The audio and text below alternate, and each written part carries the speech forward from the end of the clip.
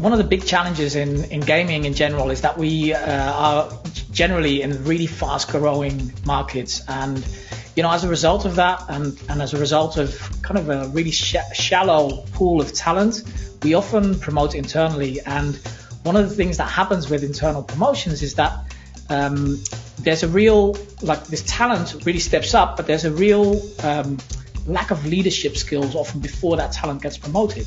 And as a result of that, this Peter Principle says that you basically get promoted to the level of your incompetence. And what happens in most companies is that creates a real bottleneck. I often say that, your biggest achievers become your biggest bottlenecks. This podcast is sponsored by Pragmatic Solutions, the player account management platform chosen by today's smart betting and gaming operators.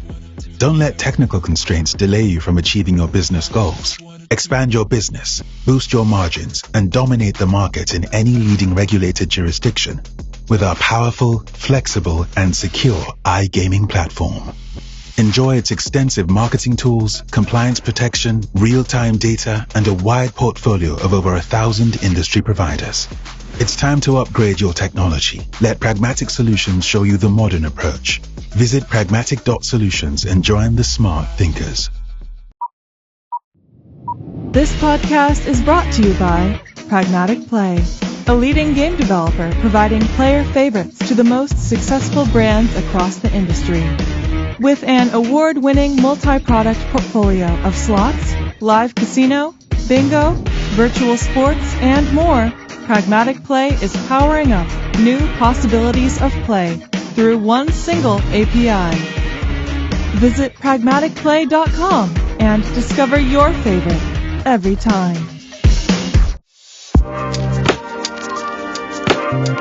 Leo Judkins, Wellbeing and Performance Coach at Rewire. Welcome back to the podcast, Leo. How are you? I'm doing great, Pierre. Thank you very much. How have you been? I've been fantastic. I mean, the color-coded books behind you, the blue shirt, the aura ring on your finger. I mean, you're ready to go, my friend. I love it. Great sleep this time as well. So good change from last time we spoke. Fantastic. You're ready to go. Today, in the second episode together, we are talking about how to turn managers into high performance leaders. And as a kind of foundation to this discussion, I want to talk about the Peter Principle as a starting point here, because as a founder, I am acutely aware of this phenomena that tends to happen in businesses where you can basically promote your staff until they find their own incompetence. This is a big problem that you need to be aware of as a founder, as a manager, and so on. But I just wanted to see, Leo, perhaps if you could introduce this principle a little bit more in depth than I can. Yeah, sure. So one of the big challenges in gaming in general is that we are generally in really fast growing markets, and as a result of that, and as a result of kind of a really shallow pool of talent, we often promote internally. And one of the things that happens with internal promotions is that there's a real, this talent really steps up, but there's a real lack of leadership skills often before that talent gets promoted. And as a result of that, this Peter Principle says that you basically get promoted to the level of your incompetence. And what happens in most companies is that creates a real bottleneck. I often say that, your biggest achievers become your biggest bottlenecks. And we see this in loads of research as well. Gallup, for example, who does a lot of workplace research, they say that about 85% of people are disengaged in their role, and that 70% of that is from the manager's performance, or the manager's is due to the manager. And so management skills and leadership is a really important part of engagement in the company, and of course also of how you perform as a business. So that's kind of how I see it. Yeah, brilliant. And so a big task for any given company is to be aware of the Peter Principle and not fall into this trap of promoting individuals just for the sake of promoting them, right? And what do you think you mentioned obviously talent development being a really important part in avoiding falling for the Peter Principle. Are there other things you should be aware of as well to avoid the Peter Principle in your mind? Yeah, absolutely. I mean, the big thing is that often we have people that work for us and they've been working there for a long time and they do really well, but and we want to give them additional salary or we want to promote them. And then often the only option because of salary bandings is to put them into a managerial role. And that creates a real problem because not everybody is a natural leader. And when that happens, especially when it's a high performer, like high achievers are not going to compromise on their performance within the business. And so they start sacrificing on all the other things outside of their business. And I see this again and again with everybody that we coach, is that it's like you overcompensate on the work side. You start like really putting in tons of hours and you stop finding balance in your life. And that creates a problem with, your personal well-being. That then creates a problem with your performance, and that then creates a problem within the team. So just thinking about, does this person have the leadership skills to promote them into that role? And how can I beforehand help them develop those leadership skills rather than making them sink or swim when they're in there is really key to that. Right. It makes sense. And, as a leader or if you run a business, you have all kind of felt that pressure of having a high performer who's done extremely well and is now ready to take that next step. And it's really hard, if you can see perhaps, or you can predict that perhaps this individual is not ready to take that next step, to hold back or to, take the time it needs for a person like that to reach that next level. But it also begs the question, is everyone meant to be a leader? Like, can everyone become a great leader, or is it just some personality types are just not meant to be a leader in the first place? So what do you think here? Yeah, I think there's 100%. There's specialists and leaders. There's certainly a difference, and not everybody has the appetite for it. But for most people, they feel that that's their only career opportunity, right? That's the natural progression within the business, and that makes it very difficult. Where people almost feel that they have to do that, and they kind of get shoehorned into that direction. I think very often we can also be the problem for not developing leadership skills, because very often obviously we're in a high pressure industry. There's a lot of regulation pressure. There's a lot of consolidation. So what happens is we want quick results in our areas of work. We want to generate revenue quickly. And so very often doing things ourselves is more quick, is faster than delegating something. And what we often forget is that we must delegate for development. So we must delegate to our teams in order to develop them and have them step into our shoes. And very often, there's this fear of almost being made redundant, if your team becomes too good, so you're not necessary anymore. That often drives into the ego, right? I want to feel that I am needed and that I'm important. But when you start delegating for developing skills, that really creates a new dynamic, and that helps you understand whether or not somebody is ready for leadership skills. Right. And so say that you're that leader now that is ready to step into, or has been offered to step into that leadership position. Are there any particular red threads that new leaders seem to struggle with at their first experience? Yeah, great question, Pierre. So the biggest thing, like there's a few things that happen, right, in that dynamic when somebody steps up. So typically we pick the best performer out of a team, we promote them. The first thing that happens is you leave a gap, right? You're not going to backfill that position straight away because you won't find somebody straight away. And so what happens with a high achiever is they start kind of doing both roles at the same time. And that means that they're now micromanaging. And as a micromanaging manager, the rest of the team, A, doesn't step up, but B, also really starts getting quite disengaged. And so that's the biggest red flag that you see straight away, which is like there is, of course, times where you need to micromanage, but still kind of filling that position that you had before is the biggest thing to prevent. So really stepping up and stepping into those new shoes.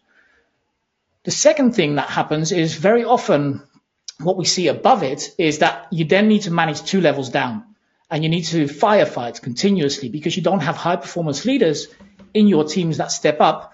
And so you need to solve problems all the time. And that doesn't allow you to do the high value work that you're meant to do. And so it creates this real bottleneck in the middle. And that's why delegation for development is so important.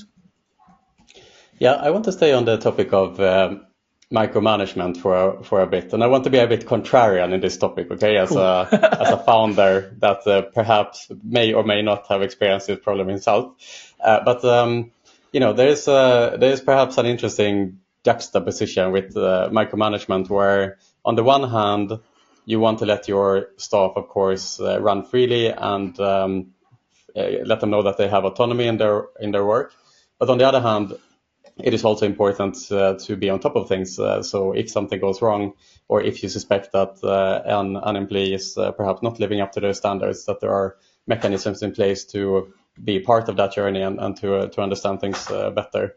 How do you think about micromanagement as a trait in new leaders? How should you, as a new leader especially, tackle that urge of perfection, perhaps, knowing that you can do that job perfectly, that someone else is just getting started in? How do you trust to give that autonomy and to let people fail and try again and so on, but still not let them fail to the point where the company fails, let's say? Yes. How do you think about micromanagement?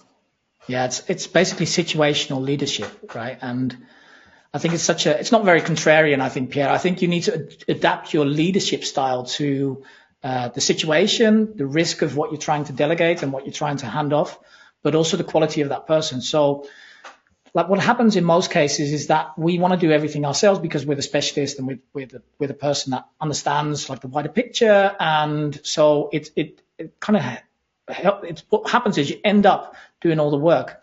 And one thing that is really, truly helpful is kind of sitting there at the end of the day and almost writing down the things that you've done on the day and putting a value behind that task, right? In terms of what would you pay for it? And if that value is lower than the salary that you're on, it's clearly a task that you should delegate. And I think very often people are just not aware of how much low value work they're doing. But also, you can't just delegate you can't just give away all the work, right? It really depends on what kind of risk any mistakes might have, and what kind of impact that might have. So I often work with a kind of a matrix where on the one hand, we look at the risk and the impact of any sort of delegated work. And then on the other axis, we look at the actual quality of that person. So, how well do they perform in these areas? And then based on that matrix, almost like it looks like an Eisenhower matrix, you can delegate in a way where you give full autonomy versus you kind of micromanage the task if something is a high risk and the person doesn't have the skills just yet. Right. So essentially, you as a manager, you want to focus on this like 10x output task that will really move the needle in the company. And if you focus on micromanagement downwards, that takes time and effort from this like high value impact that you as an individual can have in an organization. Now, I understand the point where you're saying you need to do a kind of like a risk reward analysis here, that if you delegate tasks that have a high risk attached to them, then you perhaps need to think twice whether you want to supervise that task, for example. But I also think, just to ask the blanket question, like is micromanagement, because micromanagement has a very negative connotation to it, is micromanagement always bad? And the backdrop to this question is looking at leaders, say Elon Musk, for example, and Steve Jobs, Apple, to leaders that don't fit that textbook leaders, as our perhaps the dear friend Simon Sinek would say to be a bad leader. But in reality, these two individuals have built some of the most successful companies in the world. So just long-winded question here, but is micromanagement always bad? No, definitely not. And I think the problem is also that it's like you said, there's this real negative load to micromanagement as a word. It depends a little bit on your definition of it. Before we started the podcast, we were also talking about survivor bias, right? And so Elon Musk is a great example of, a founder that sleeps on the floor, and that's probably not the most sustainable approach, right? And for him, there's probably a million more that didn't succeed, and we're also sleeping on the floor. So I think kind of looking at individuals always can create the wrong lens, I suppose, because of this survivor bias. But again, it really depends on the type of work that you're delegating and the person you're delegating to, right? And that's where like what's the definition of micromanagement? Micromanagement, in my mind, means that you tell people exactly how to do something. And I think about delegation as a funnel. You start at the top, you start with how. At the middle, you have the what and the when. And at the bottom, you have the exact how, right? How somebody needs to do it. Now, depending on the skill level, you delegate the why, or the why and the what, or the why, the what, and the how. And the how is really when it becomes micromanagement. But when you leave that out, it becomes delegation for development, if that makes sense. Yeah. In my experience, and just from my perspective, I think the micromanagement is very closely tied to trust. And if you trust your staff or individuals within the staff, you naturally gravitate away from micromanagement. There's no reason to micromanage someone that you trust will do a good job, him or herself, right? But perhaps where micromanagement becomes a little bit of a different concept is if you suspect that your staff is perhaps not performing to your expectations or to the rest of the team's expectations, where micromanagement is perhaps the way to monitor if your suspicions are correct, right? Because that's also a quite difficult problem. Like if you have a staff member who you are perceiving to be underperforming, how do you actually find out if that person is underperforming? It's not that easy sometimes, right? Without really have a good insight into their day-to-day. Yeah, sometimes I think it's actually the opposite, Pierre. So sometimes I think if you don't micromanage a poor performer and you give them the what and the why instead of the how, it gives you a real opportunity to see how somebody solves a problem. And then you can manage that performance on how they solve the problem. Very often micromanagement also, so you're absolutely right. Very often micromanagement comes from a place of trust, right? It's because we don't trust someone or because we feel that somebody can't do the job yet, but that's a two-way street. It also creates this feeling of distrust within the people that you manage when you micromanage too much. And the third thing that's really important to realize is that micromanagement often comes from a place of fear, where we're fearful of, how we're seen and how our performance is seen, and that we're better off doing it ourselves because we're not 100% sure that the person that we're going to give it to is going to deliver the performance that we would deliver. And so that's where micromanagement, often it's just this place of fear where it comes from, where, you just are fearful of handing out work that you're not 100% sure of what the quality is going to be. And that's why, this idea of developing or delegating for development really creates an opportunity for most managers, because it almost creates this playground. And then you've obviously got to think about the impact and the risk of what you're delegating, but it allows you to almost, create this environment where people are okay to kind of not deliver to a certain quality, and you can then coach that to improve them, because nobody's going to be great the first time they do something, right? We all kind of need to stumble and fall and get up and go again. But unless we provide that opportunity, it's impossible for someone to develop. Yeah, for sure. And I can recognize this in our company. We are very project based, right? And in our case, we organize events, let's say, and it's a very nerve-wracking experience, especially for someone who is new, because you spend a lot of time and effort on a certain project, and then it all comes together at this one point, and there's one day where the project or the event happens, and you're just, sitting back and like hoping that everything that you planned for has been accounted for. And we notice this a lot when we have generational shifts in our company, that a specific project that I used to manage when I started out the company, I had a very, very, very hard time to delegate tasks in that project, until I came to the point where I realized that I can actually trust other people to take care of this project or this baby of mine that I have built. Yeah. And the realization of that made it so that I came over a hump, and then delegation became a central part in how I run the company. But when then that second generation takes over the project, and they are preparing to then delegate to the next person, they experience exactly the same insecurities that I experienced, and so on and so forth. And so it's become a quite clear pattern. And I think in my view, it comes out a lot, like this fear comes out often as perfectionism, that any given project manager is really scared not to be perfect. But perfectionism is another word for insecurity often. You should also be comfortable as an employee that 80% of the work, like 20% of the time creates 80% of the work, and that is often good enough because that extra 80% of time is not, it's only going to have an incremental impact on the work, right? And I think that's also kind of closely tied to this micromanagement concept. This is the insecurity of not being perfect often, right? And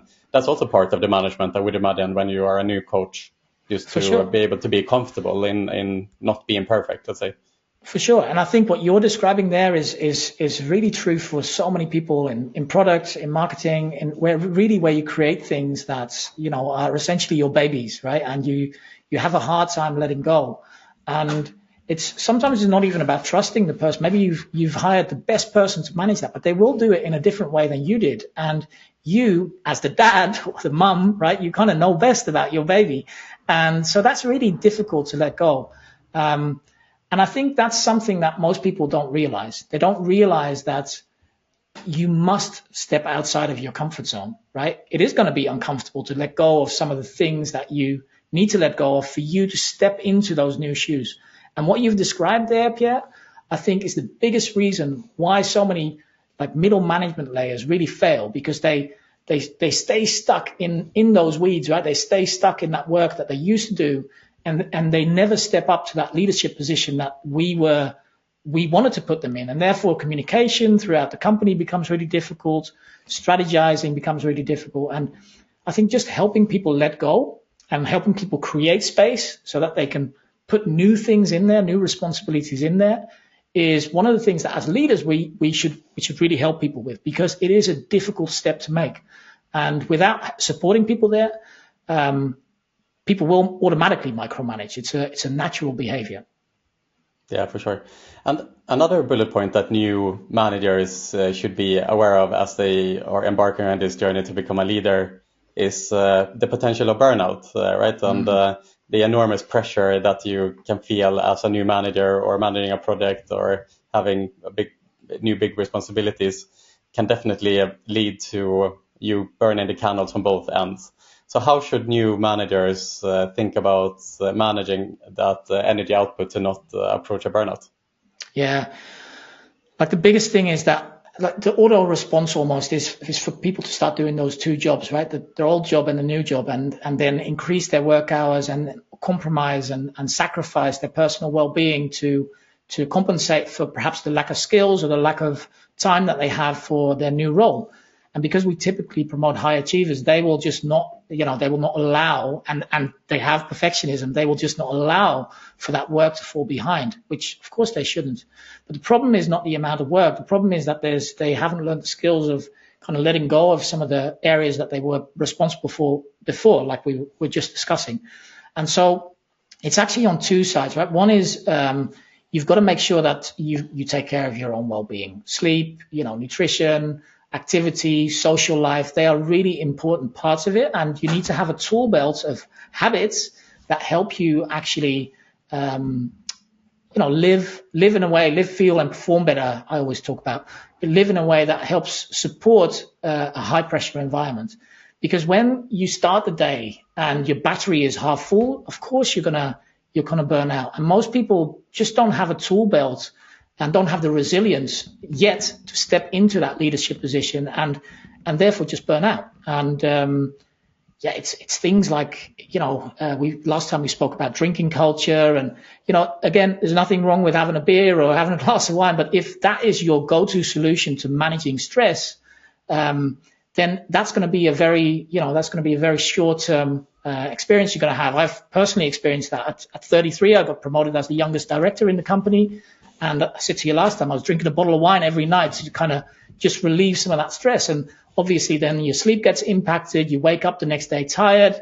You're not going to solve problems as well. And it creates this vicious cycle of problems that you can't get out of anymore. So the key is really, I don't really believe in work-life balance, because work is part of life, right? If that makes sense. They're not two separate things, but you definitely need to achieve balance within your life, where you have other areas outside of your work that help you manage your energy and your overall well-being.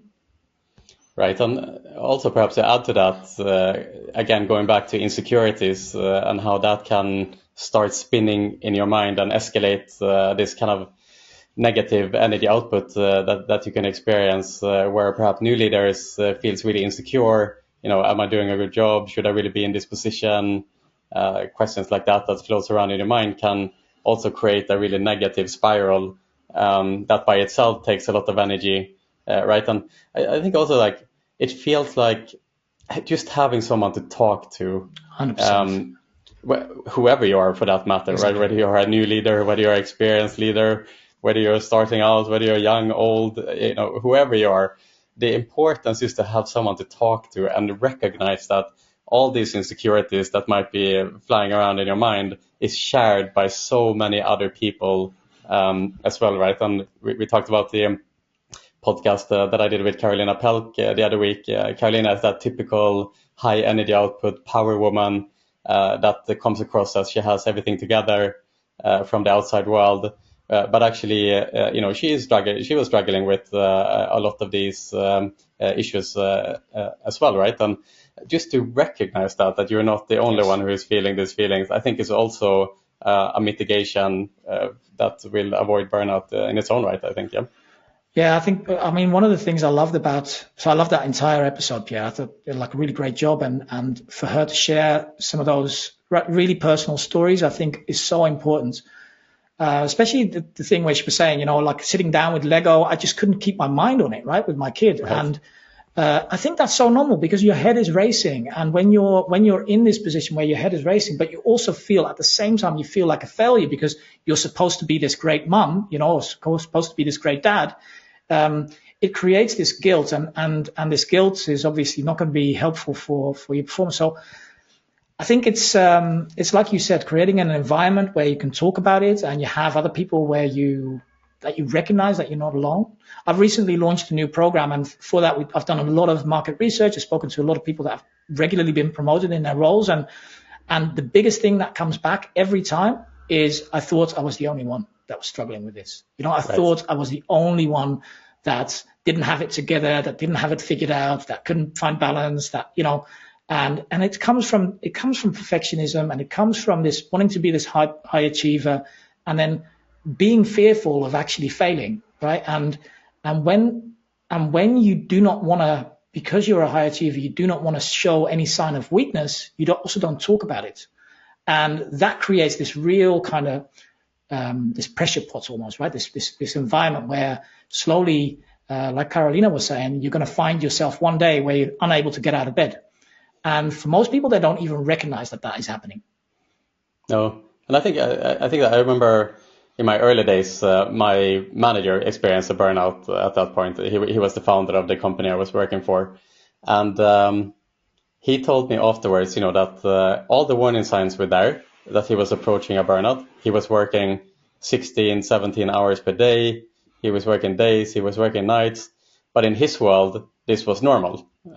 He just experienced this as what he needs to do. He needs to answer the emails, he needs to do this, and he was in a routine that from the inside seemed completely fine to him, but from the outside seemed completely unnatural, let's say. Yeah.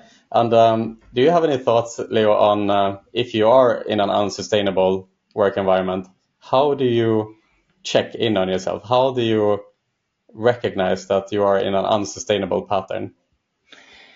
That's a really great question. I mean, the biggest difficulty is that most people actually don't recognize it. And it's where it usually happens is where if everything is around work, right? If your entire life is work, right? When you think about it continuously, that's the last thing you go to bed with, the first thing you wake up with. As founders, that's pretty normal. That's what I have. But if you don't have any kind of balance outside of that, don't have any things outside of that help you kind of refill that cup, if you will, that's when there's some real work that you need to do. And for most of us, I believe it's just about checking, like, what are actually my tools, the tools that I have to manage my pressure, manage the stress that I'm under. And because there's nothing wrong with stress. Stress is actually a very good thing. It's just stress that you leave unchecked, that becomes a problem. If there's too little stress in your life, you become lethargic, you're unmotivated. But if there's too much and you don't manage it, it's almost like a bell curve. then it creates a real problem. And yeah, having the tools to manage that bell curve, if you will, is the key. So that's what I would say. I would say check in with yourself, see where you're at, see how, like, what are the things outside of work that really fill your cup. And if you don't have those, you must find them. You say that stress is actually a good thing, unless it goes too far. Can you expand on that a little bit? Yeah. So basically, you've got low stress, high stress, and think about it as two extremes on a graph. In the middle, it's a bell curve, right? In the middle is where you have high performance. So if you think about, if there's no stress at all, if there's no pressure and there's no tension whatsoever, you feel unmotivated. You feel like there's no, you struggle to get off the sofa, if you will, because there's just nothing that's going to drive you. On the other extreme, when you're facing super high pressure and stress, you burn out after a while. So it's really about, like, the other part of that graph is performance. Performance is in the middle of that stress. So stress is never the issue. The issue is how we deal with stress. It's how we manage pressure. And we call that resilience, right? So your resilience, your ability to bounce back, your ability to manage stress is really key to managing your performance as well. And for most people, like I said, they don't have the tools to actually manage that stress in a way that's going to be, good for their performance. It's going to help them perform better. I want to talk as well about building and gaining trust with your staff as a new manager. And I want to bring in a story from a family member's life here. My sister happens to be my idol. She moved to New York as a young 20-year-old Swede in the 90s, and her dream was to work at the Plaza, which is the most famous hotel in New York, certainly at that time. It was owned by Trump at that point. And eventually, by just staying persistent and harassing them until they got tired, she managed to get a job at the Plaza, managing one of the kind of high-end restaurants at the Plaza. Now, she was 21 years old at that time, and her team in that restaurant had been working in that restaurant for 20 years, 30 years. And these are like heavily legacy businesses where when you start working in a hotel like that, you stay there for your entire life, right? So naturally, the staff of this restaurant were in uproar when this 21-year-old Swedish girl came in there from nowhere telling them what to do. And she would tell them to go left and they would go right. They didn't respect her at all. I remember she would tell me that she would go cry in the restroom and like, oh my God, how on earth am I going to overcome these problems? But eventually, by working hard, the staff realized that she's here. She's not just a kind of pretty girl who is here for her good looks, but she is actually there to work hard and to help the staff, let's say. And she managed to get the staff on her side eventually, which was a quite cool story, I thought. But turning the question back to you, Leo, in your opinion, like as a new leader, how do you tackle this challenge of gaining trust and respect from your team? Yeah, I think the best question it's actually a really simple question that you can ask yourself is what's the manager that I wish I had? How would that person behave? Right. And I think very often just answering that question can really help. And I've been in situations as well, and I've seen it in my teams where, you basically have 3 or 4 people applying for the same role. One of them gets promoted because they did better in the interview or they have better skills or whatever it is. And then the other ones, they're disappointed. Sometimes that creates, there's some sabotage happening as a result of that. And, that's something that you've got to manage and support as their manager. But really what it comes down to is actually your story, I think, Pierre, of your sister, where it's about showing that you have their best interest at heart, right? That you are helping them to perform better, that you are helping them in their day-to-day jobs, and that you're doing it in a way that you respect their qualities and their skills as well, instead of taking all of the work away and doing it yourself, which is the natural response, right? If you've got a team that's kind of sabotaging and putting a bomb under your performance, then the typical thing that you would do as a high achiever that has perfectionism traits and is an all or nothing thinker is to do all the work, right? To do everybody else's work, because then at least it gets done. But it further creates this problem. And so having a frank conversation and really thinking about what's the leader that I wish I had and how can I be that person is, I think, is a great and very powerful question to ask yourself. Brilliant. And there are many leadership books out there, of course, that will break down what a leader should and shouldn't be.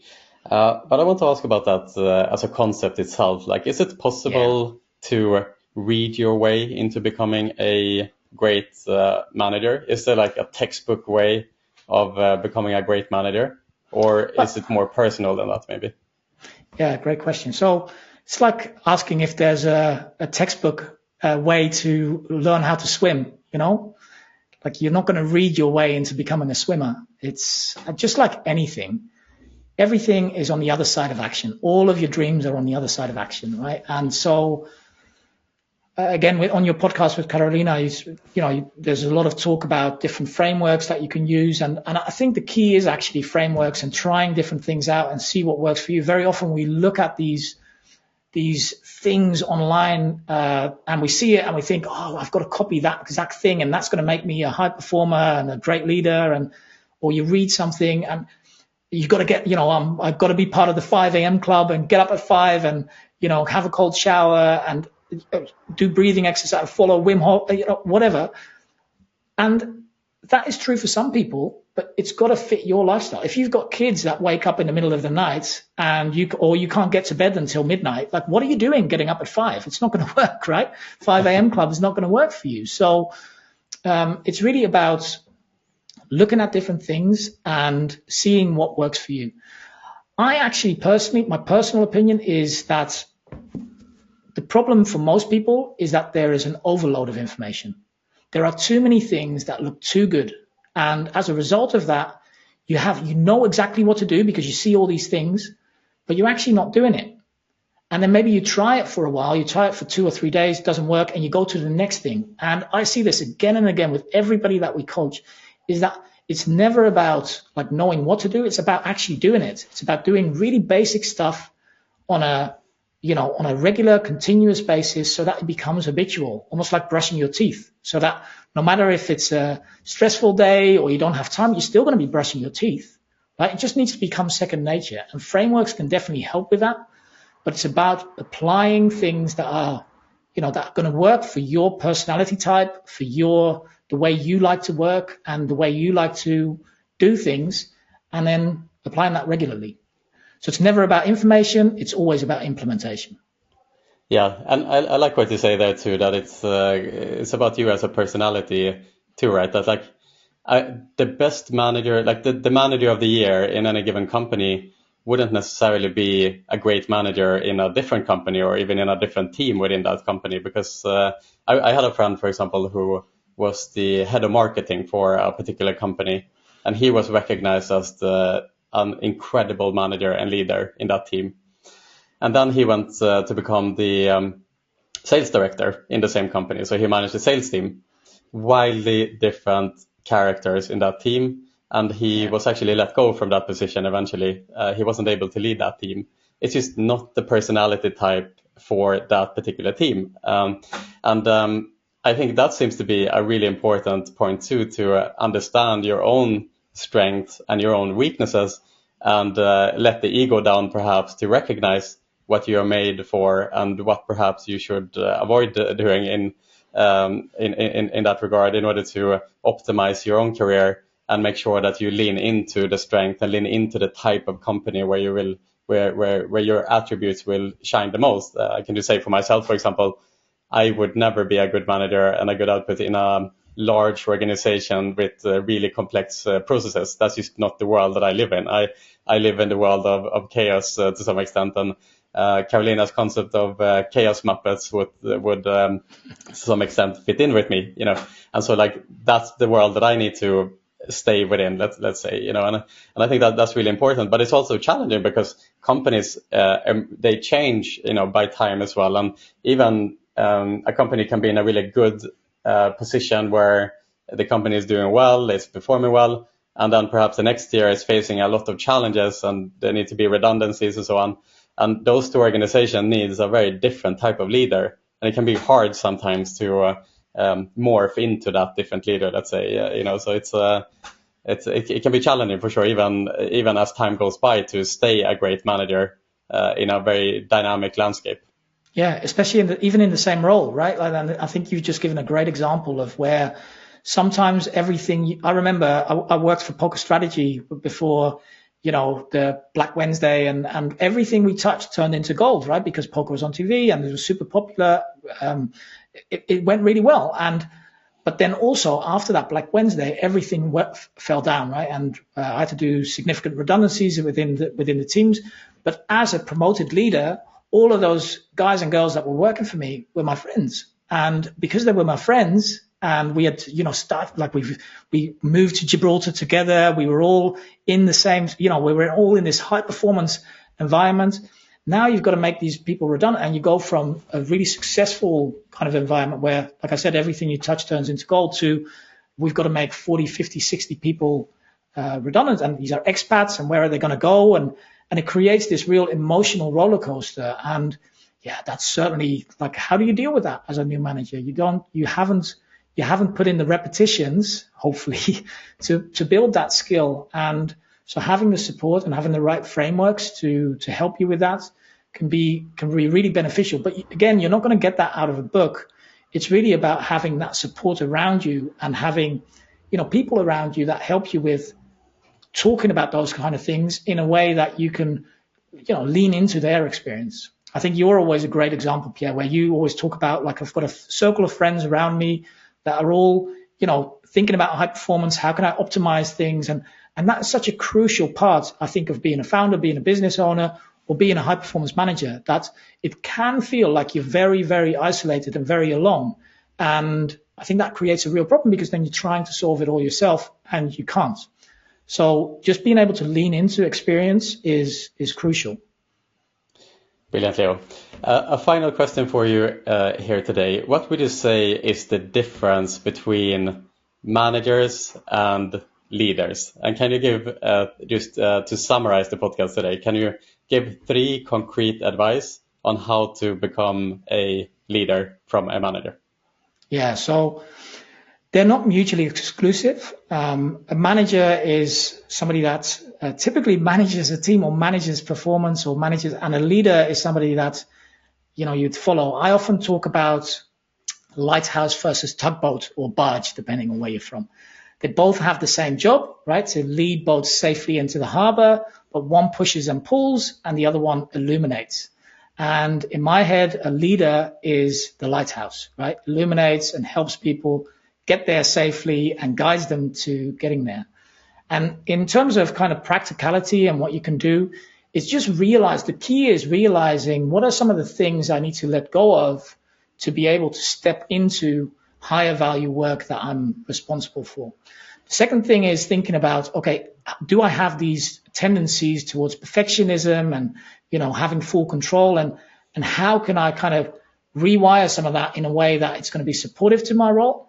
And the third thing is really thinking about how can I start delegating in a way that I can help people develop their skills and step up into that gap that I've perhaps left behind, so that I don't have to fill that gap, but the team can. I think those are the 3 concrete things that you can do.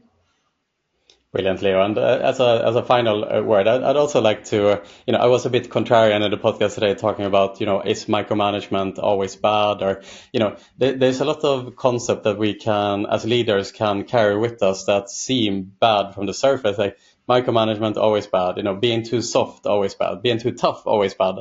But actually, these are all dichotomies that there's a continuity where sometimes it's good to be soft, sometimes it's good to be hard, and there's a lot of these traits that is important to master or be aware of as a leader. But I think what we can say is like the deeper traits that can always be bad. So if you are insecure, that's always bad. Right? There's never going to be a point as a leader where being insecure is a positive thing. It's a good thing to question yourself. It's a good thing to ask yourself, am I doing the right thing here? And so on.